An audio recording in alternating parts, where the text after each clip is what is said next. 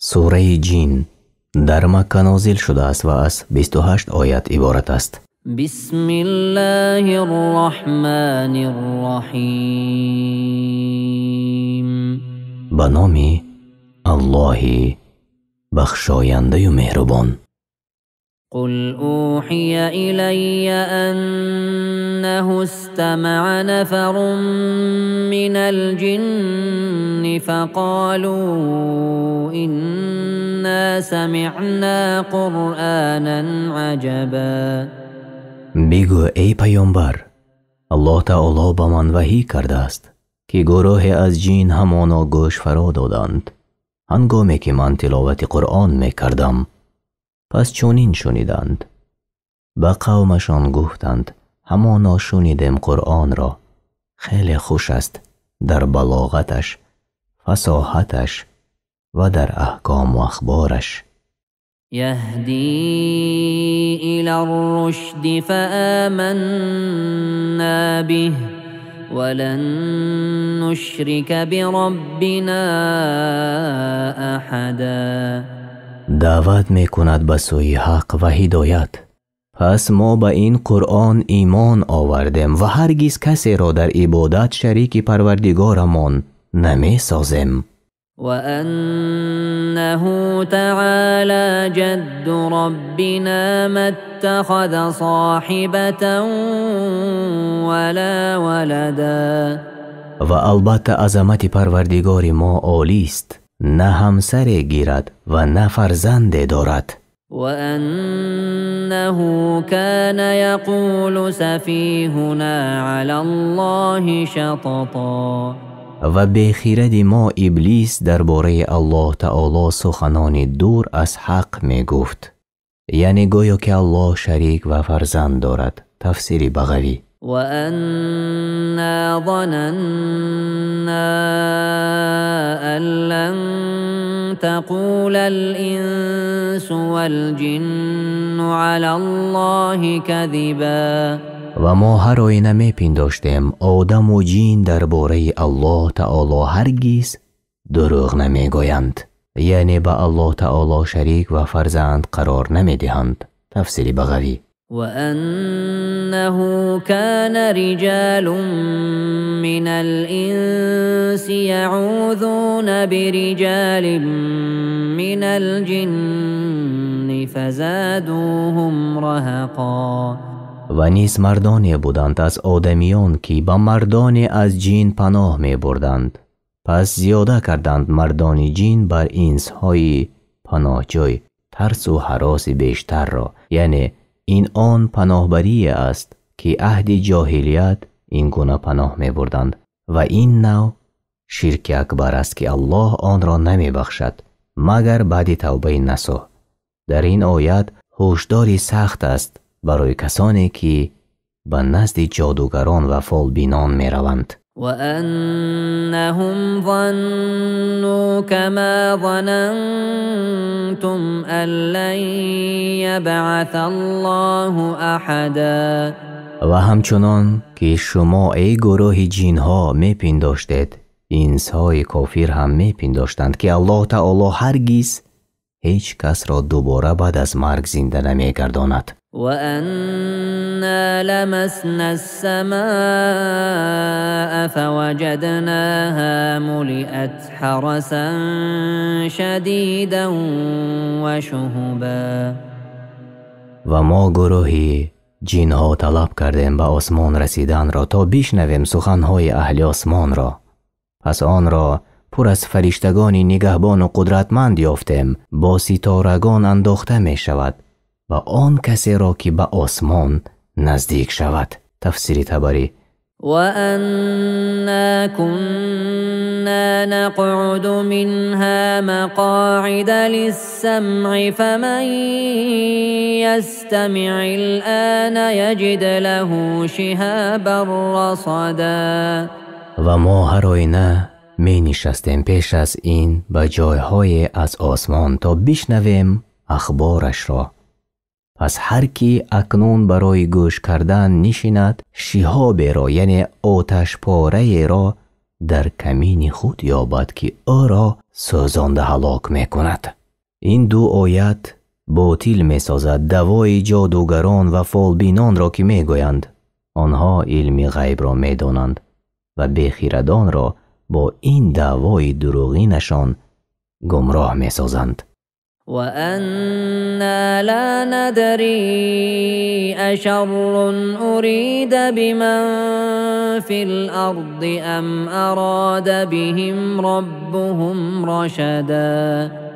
و ما گروه جنها نمی دانیم که آیا برای کسانی که برای زمین هستند بدی مقدر می شود یا پروردگارشان می خواهد برای راستشان ببرد. وَأَنَّا مِنَّا الصَّالِحُونَ وَمِنَّا دُونَ ذَلِكَ كُنَّا طَرَائِقَ قِدَدًا. و بعضی از ما نیکوکار و صالحند و بعضی از ما غیر این کافر و فاسقند و گروه های گوناگونیم. وَأَنَّا ظَنَنَّا أَن لَّن نُّعْجِزَ اللَّهَ فِي الْأَرْضِ وَلَن نُّعْجِزَهُ هَرَبًا. و ما یقین دانستیم که الله بر ما قادر است و ما در زیر قبضه و فرمان روایی او می باشیم. پس اگر کاری را به ما خواهد از او گریختن نتوانیم و هرگز نتوانیم سوی آسمان گریختن از عذابش اگر بدی را به ما خواهد. وَأَنَّا لَمَّا سَمِعْنَا الْهُدَىٰ آمَنَّا بِهِ فَمَن يُؤْمِن بِرَبِّهِ فَلَا يَخَافُ بَخْسًا وَلَا رَهَقًا. و چون قرآن را شنیدیم با آن ایمان آوردیم و اقرار کردیم که قرآن از نزد الله است. پس هر کی به پروردگارشان ایمان آورد پس نه از نقصان حسناتش می ترسد و نه از ستم، یعنی مبادا که در بدیهایش اضافه نشود. تفسیر طبری. وَأَنَّا مِنَّا الْمُسْلِمُونَ وَمِنَّا الْقَاسِطُونَ فَمَنْ أَسْلَمَ فَأُولَئِكَ تَحَرَّوْا رَشَدًا. و هر آینه بعضی از ما جنها مسلمانانند و بعضی از حق دور. پس آنهایی که اسلام آوردند پس آنها قصد کردند راه راست را، یعنی سرفرود آوردند به طاعت برای الله تعالی. وَأَمَّا الْقَاسِطُونَ فَكَانُوا لِجَهَنَّمَ حَطَبًا. و اما آنهایی که از راه اسلام دورند پس آنها هیزم جهنمند. وَأَن لَّوْ اسْتَقَامُوا عَلَى الطَّرِيقَةِ لَأَسْقَيْنَاهُم مَّاءً غَدَقًا. و اگر آدمان کافر و جنهای کافر به راه اسلام می رفتند هر آینه برای آنها آب بسیاری را فرود می آوردیم و رزقشان را در دنیا فراخ می کردیم. لِنَفْتِنَهُمْ فِيهِ وَمَن يُعْرِضْ عَن ذِكْرِ رَبِّهِ يَسْلُكْهُ عَذَابًا صَعَدًا. تا آنها را بیازماییم چگونه نعمتهای الله را شکر می کنند و هر کی از طاعت پروردگارشان و گوش کردن قرآن و عمل کردن به آن روی گرداند او را به عذاب سخت در اندازند. وَأَنَّ الْمَسَاجِدَ لِلَّهِ فَلَا تَدْعُوا مَعَ اللَّهِ أَحَدًا. و هر آینه مسجدها برای عبادت الله یگانه هستند پس عبادت نکنید در آنجا غیرش را. همانا مسجدها فقط برای عبادت الله یگانه ساخته شدند، یعنی واجب است پاک نگاه داشتن این مسجدها از هر گونه چیزهایی که در اخلاص برای الله و پیروی محمد صلی الله علیه و سلم خلل می رسانند. وأنه لما قام عبد الله يدعوه كادوا يكونون عليه لبدا. و چون بنده الله محمد صلی الله علیه و سلام برای پرستش پروردگارش برخاست، نزدیک بود که جنها او را بالا بالای هم گرد کنند تا بشنوند از او قرآن را. قل انما ادعو ربی ولا اشرک به احدا. بگو ای پیامبر به آن کافران تنها پروردگارم را یگانه پرستش میکنم و هیچ کس را در عبادت شریک او نمی سازم. قل إني لا أملك لكم ضرا ولا رشدا.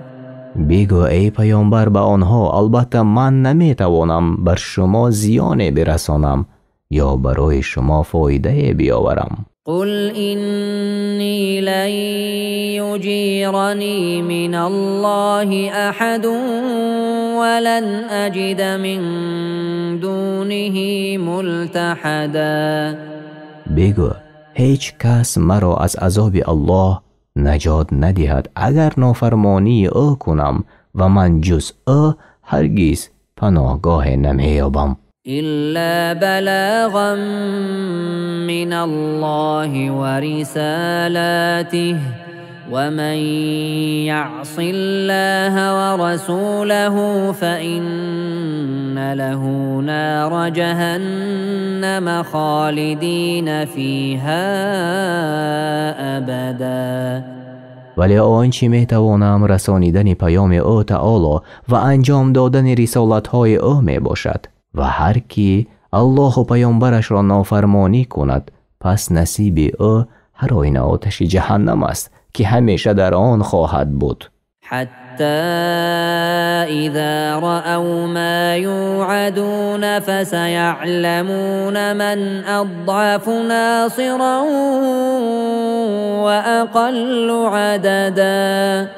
تا آنگاه که آنچه را به مشرکان وعده داده بودند یعنی عذاب را بینگرند پس خواهند دانست چه کسانی را یارانی ناتوانتر و شماری کمتر بوده است. قل إن أدري أقريب ما توعدون أم يجعل له ربي أمدا.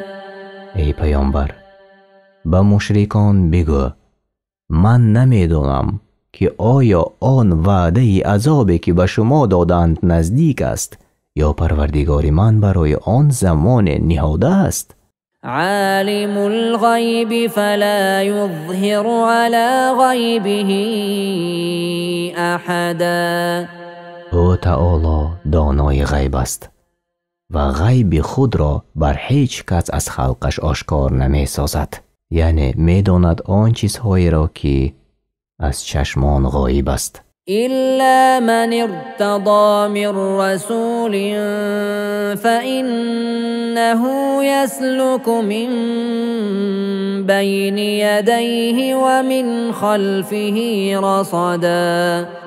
مگر بر آن پیامبری که او را برای رسالتش اختیار کرده است و از او خوشنود باشد پس او را به بعضی از علم غیبش خبردار می کند و برای نگهبانی او یعنی از جین از پیش روی و پشت سرش نگهبانی یعنی فرشته قرار می دهد مبادا خبر غیب را ندزدند و به گوش کاهنان نرسانند. تفسیر بغوی. لیعلم ان قد ابلغوا رسالات ربهم و احاط بما لديهم و احصى كل شيء عددا.